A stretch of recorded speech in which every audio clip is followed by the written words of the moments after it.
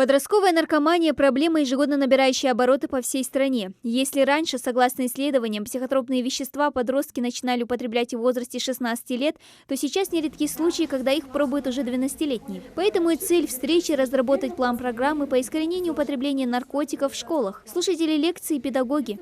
Это комплексное мероприятие, которое организовывается именно администрацией школы, в дальнейшем уже разрабатывается педагогами-психологами и выставляется также на сайте школы.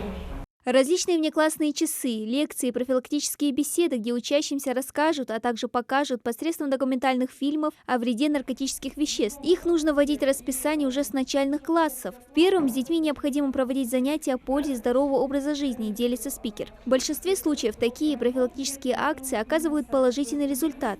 Но Магомед Горчханов, психолог почти с 30-летним стажем, отмечает, никакие наставления педагогов не помогут, если в воспитательном процессе не заинтересованы родители.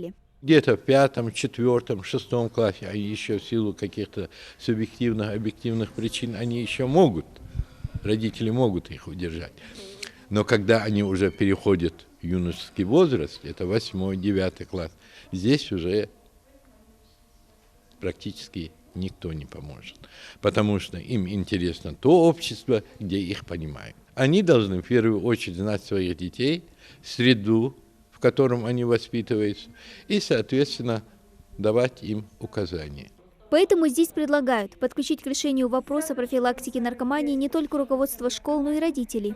Такие встречи Центры психолого-педагогической реабилитации и коррекции несовершеннолетних, злоупотребляющих наркотиками, проводят ежеквартально.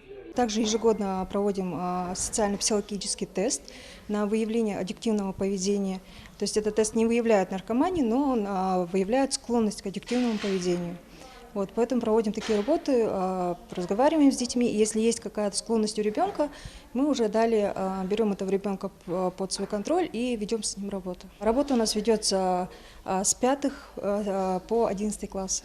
На встрече отмечают, подросток, еще не состоявшийся как личность, эмоционально слаб и подвержен чужому влиянию, поэтому воспитанием детей нужно заниматься с малых лет. Дана Плиева, Асхаб Белакиев, Новости 24.